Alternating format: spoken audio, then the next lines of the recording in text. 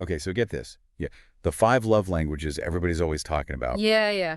Turns out they might, only be the tip of the iceberg. Hmm. We're diving into some really groundbreaking research that says there's actually 7 new love languages. It's pretty fascinating, isn't it? I mean, for years we've been working with those classic five, Right. acts of service, gifts, physical touch, quality time, words of affirmation. Mhm. And while they've been super helpful for so many people, this new research from Truity suggests that maybe our understanding of love needs a little bit of an upgrade. An upgrade based on a study of 500,000 people. Exactly. That's a lot of data. It's a lot. So before we get into these 7 newbies, Hmm. remind me about the original 5. Okay, so the original five, these were popularized by Gary Chapman, and they were revolutionary, really revolutionary, Yeah. in helping people kind of understand that we don't all express or receive love in the same way. Right, like someone might feel loved when you help them with chores, while another person might need that verbal affirmation. Yeah, exactly. But this new research from Trudy, this really shakes things up. It does. It really dives into how we experience love from a broader perspective, I think. Yeah. And that's where these 7 new love languages kind of come in. Okay, I am so ready to unpack these. Hit me with the first one. Okay, all right, let's start with activity. Okay. And it goes beyond just spending time together, It's about actively engaging in your partner's passions. So more than just watching a movie together. Exactly. It's about going to a concert of their favorite band, even if you're not a huge fan. Yeah. It's about showing, I don't know, genuine interest in their world and making them feel seen and understood on a deeper level. Okay, I'm liking this already. What's next? All right, next up is appreciation. Okay. And this goes beyond, simple compliments. It's about genuinely acknowledging your partner's efforts and qualities. So instead of just a generic good job, Right. it's about being specific, like, I was really impressed with how you handled that situation. You were so calm and collected. Yes, spot on. Yeah. It's about noticing and verbalizing the things you admire about them, big or small, showing them that you're paying attention and that you value their unique contributions. I can see how that would make someone feel truly cherished. Okay, what's the next love language on this list? All right, next we have emotional. Okay. This one's all about deep, meaningful connection. Okay. You know those heart-to-heart conversations? Yeah. Where you feel truly seen and understood on an emotional level? So being able to be vulnerable with each other, Yeah. sharing hopes and dreams, but also fears and worries, knowing that your partner will be there without judgment. Absolutely. It's about creating a safe space for genuine emotional intimacy. This is making me rethink everything I thought I knew about love languages. All right, what's next? Okay, this next one might surprise you. It's financial. Financial. Now, before you jump to conclusions, Okay. it's not about being materialistic or anything. Right. It's about feeling loved when your partner invests their resources in the relationship. So it's not about showering someone with expensive gifts. Right. But more about thoughtful gestures that show, commitment and care. Exactly. It could be something as simple as, contributing to a shared savings goal or surprising them with their favorite takeout after a long day. It's about demonstrating love through tangible acts of investment. Okay, this is adding a whole new layer of depth to my understanding. Right. What's the next love language on the list? Okay, so next up we have intellectual. Okay. This one might really resonate with you. It's all about connecting on a mental level. Yeah. Having those stimulating conversations that make your brain light up. So think those couples that can spend hours discussing philosophy. Yeah. Or dissecting the latest news story. Exactly. They might enjoy, going to lectures together or exploring museums or even just curling up with a thought-provoking book and discussing it afterward. Yeah. For these folks, intellectual stimulation is a major part of feeling connected. I can definitely see that. Right. All right, what's next on our list of these new love languages? The next one is physical. Okay.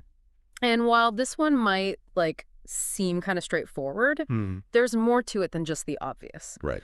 While physical definitely, includes intimacy, It's really about all forms of physical affection and closeness. So we're talking like holding hands, Yes. cuddling on the couch, a Yes. surprise hug, Yeah. All those little touches. those little touches that say, I'm here with you. Exactly. It's about that, I don't know, that unspoken language of touch that can be so powerful in conveying love and affection. Right. For some people, this can be even more impactful than words. And last but not least, we have practical.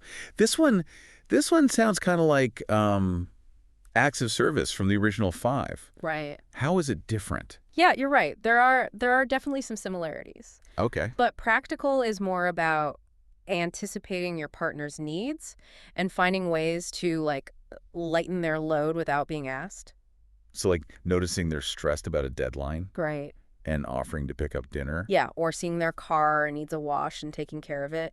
Mm. Those small acts of thoughtfulness can really speak volumes to someone whose love language is practical. Yeah. It's about showing them that you are paying attention to their needs and you genuinely want to make their life a bit easier. Wow.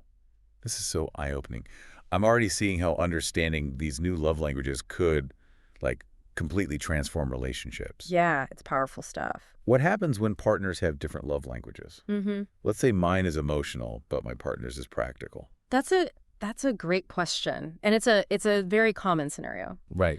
When love languages clash, it can lead to, feeling unappreciated or misunderstood. Right. You might pour your heart out in a conversation while your partner is, like, focusing on doing chores, both thinking they're expressing love in the, quote unquote, right way. So you end up feeling unheard and they feel unappreciated, even though both of you are trying? Precisely. And that's why, understanding these love languages is so powerful. It's not just about knowing your own preferences. Right. But it's also about learning to communicate your needs to your partner and being open to learning theirs. It's about bridging that communication gap and finding ways to express love in a way that truly resonates with them, even if it's not your natural inclination. Exactly. And it might feel a bit awkward at first, Right.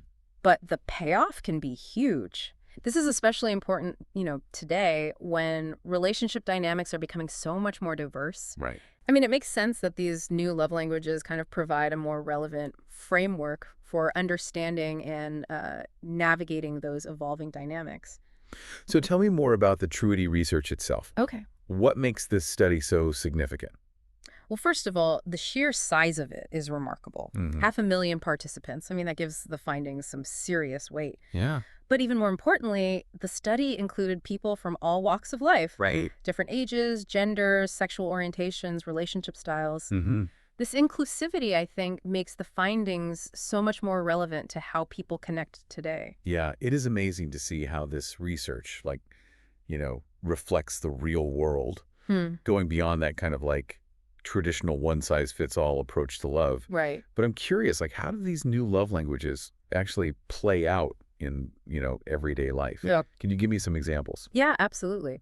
So let's take activity, for example. Imagine you've always wanted to try, I don't know, rock climbing, but your partner is, more of a bookworm. Right. If their love language is activity, they might surprise you with a rock climbing session for your birthday, even if it's outside their comfort zone. Right. Seeing your excitement and sharing that experience with you would, make them feel incredibly connected. That's such a great example. It really drives home that, it's not just about being together. Right. It's about actively participating in each other's passions. Yeah. Even if it means trying something new. Exactly. Yeah. And think about appreciation. Okay. It's one thing to say good job, Right. but it's a whole other level to say, I was really impressed with how you handled that presentation.